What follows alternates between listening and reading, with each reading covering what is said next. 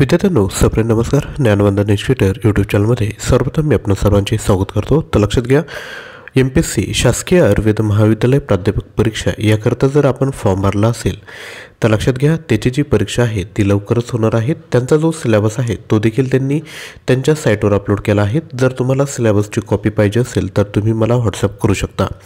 आजच्या व्हिडिओमध्ये त्यांनी जो सिलेबस दिला आहे त्यामधील महत्त्वाचा टॉपिक महाराष्ट्र नागरी सेवा रजा नियम 1981 आपणाला बघायचा आहे.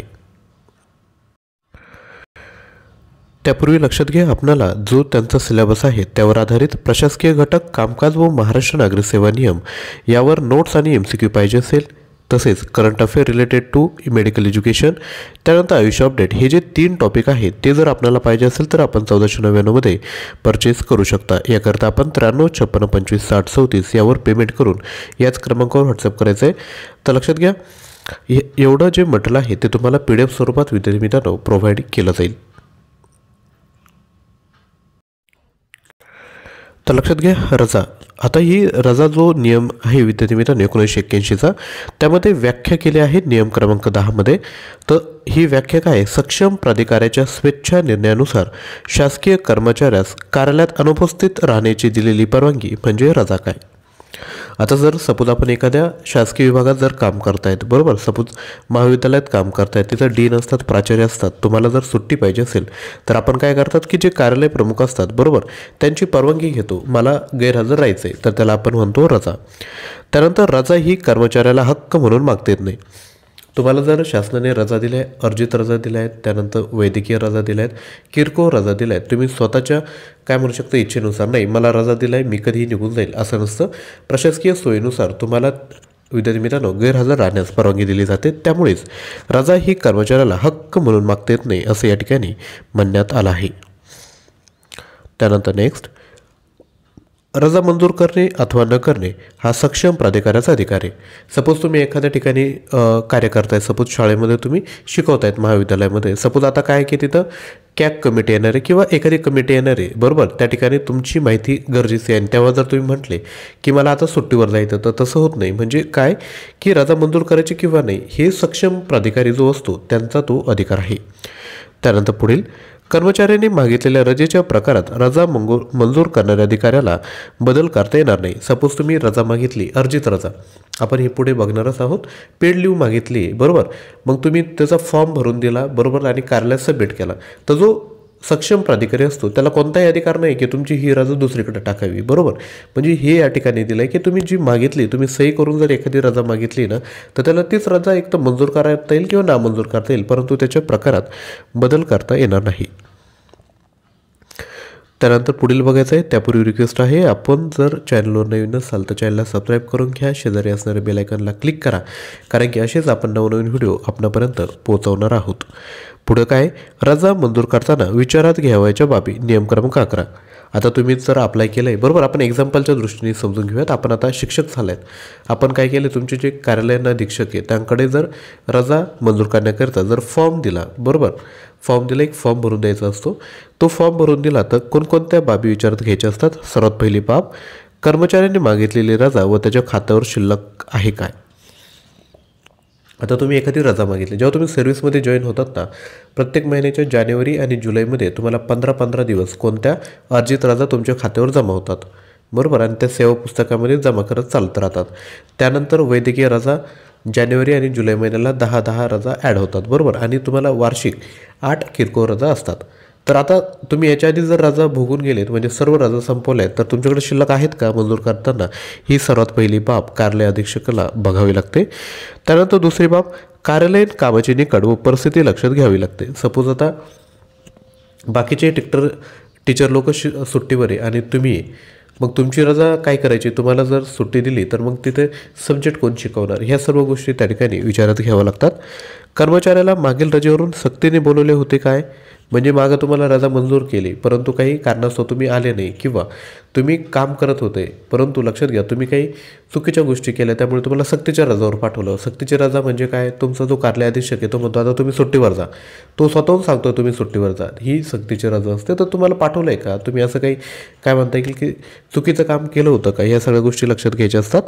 पूर्वीच्या रजेवरून परत आल्यानंतर कर्मचाऱ्यांनी किती व कोणत्या स्वरूपाची सेवा बजावली, म्हणजे पाठीमागे तुम्ही अर्जित रजा घेतली म्हणजे मागच्याच आठवड्यात घेतली आणि एक दिवस कामावर हजर झालेत आणि परत चालले तुम्ही सुट्टीवर, ह्या देखील गोष्टी बघायच्या असतात.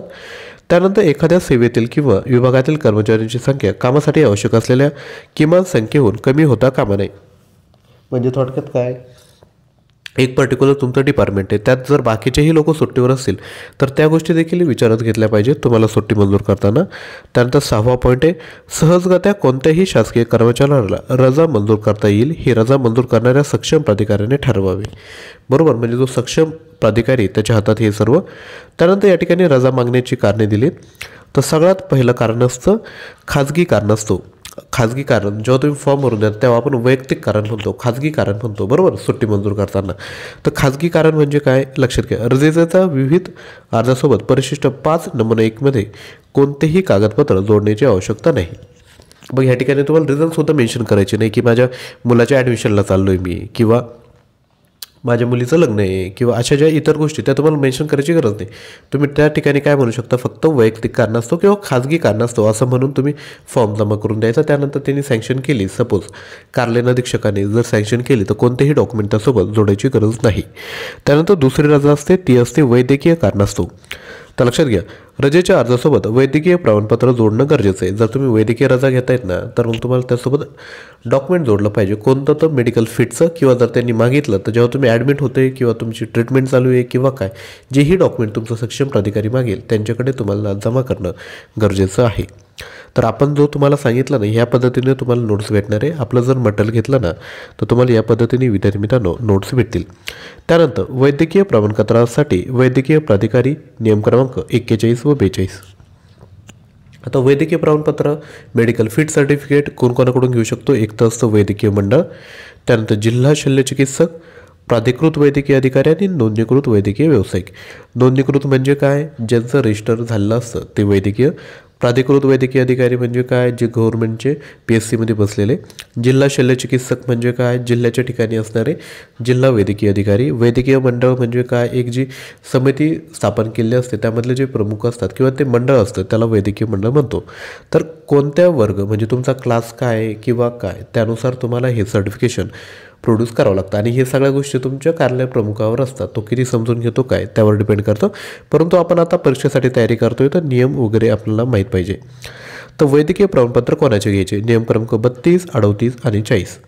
जर तुम्ही राजपत्रित अधिकारी आहात म्हणजे तुम्ही क्लास 1चे अधिकारी आहात, तुम्ही गॅझेटेड ऑफिसर आहात, तर तुम्हाला जिल्हा शल्यचिकित्सक अपवादात्मक परिस्थितीत नोंदणीकृत वैद्यकीय व्यावसायिक प्रतिस्वाक्षरी जिल्हा शल्यचिकित्सक. म्हणजे तुम्हाला जिल्ह्याचे जे शल्यचिकित्सक आहेत त्यांकडून तुम्हाला मेडिकल फिटनेस सर्टिफिकेट प्रोड्यूस करणं गरजेचं आहे. कारण की तुम्ही मोठे आहेत ना, तुम्ही क्लास 1वर आहेत ना, त्यामुळे तुम्ही वैद्यकीय प्रमाणपत्र देखील त्याच अधिकाऱ्याकडून प्रोड्यूस करणं किंवा तयार करणं गरजेचं आहे. त्यानंतर अराजपत्रित अधिकारी, बरोबर, अराजपत्रित अधिकारी म्हणजे काय, गट ब चे अधिकारी, त्यांकरिता प्राधिकृत वैद्यकीय अधिकारी किंवा नोंदणीकृत वैद्यकीय व्यावसायिक हे तुम्हाला चालून जाईल. त्यानंतर वर्ग 4 मधील जे कर्मचारी आहेत, बरोबर, तर त्यांसाठी सक्षम प्राधिकारी त्यास योग्य वाटेल असे प्रमाणपत्र स्वीकारू शकेल. त्यानंतर पुढे बघूयात, एखादा कर्मचारी आजारपणाच्या कारणास्तव अल्प मुदतीच्या अंतराने पुन्हा पुन्हा रजेची मागणी करत असेल तर त्याला वैद्यकीय मंडळाकडे तपासणीसाठी पाठवलं जाईल. लक्षात घ्या, तुम्ही मेडिकल रजेवर गेलेत ना, भले 1 महिना जा, परंतु तुम्ही परत आले ना, तुम्ही मेडिकल फिटनेस जर तयार केलं ना तर तुम्ही सर्व्हिस कंटिन्यू करणं गरजेचं असतं. परंतु काही लोक काय करतात, 15 दिवस सुट्टीवर 2 दिवस येतात, 15 दिवस सुट्टीवर 2 दिवस येतात. अशा वेळेस सक्षम प्राधिकारी काय म्हणू शकतो की तुम्ही सर्व्हिस करण्यासाठी सक्षम आहेत का नाही, मग तुम्ही काय करा, वैद्यकीय मंडळाकडे जा, तुमची तपासणी करून घ्या, त्याचं सर्टिफिकेशन प्रोड्यूस करा, असंही सक्षम प्राधिकाऱ्याला मत असू शकतं. त्यानंतर पुढे रजेला जोडून रजा घेणे, नियम क्रमांक 15. तर लक्षात घ्या, कोणत्याही प्रकारची रजा दुसऱ्या कोणत्याही प्रकारच्या रजेला जोडून मंजूर करता येईल. आता रजा तर किती, अर्जित, अनर्जित आणि तुमची कोणती मेडिकल बरोबर या रजा आहेत, तुम्ही कोणत्याही रजेला जोडून दुसरी रजा घेऊ शकतात.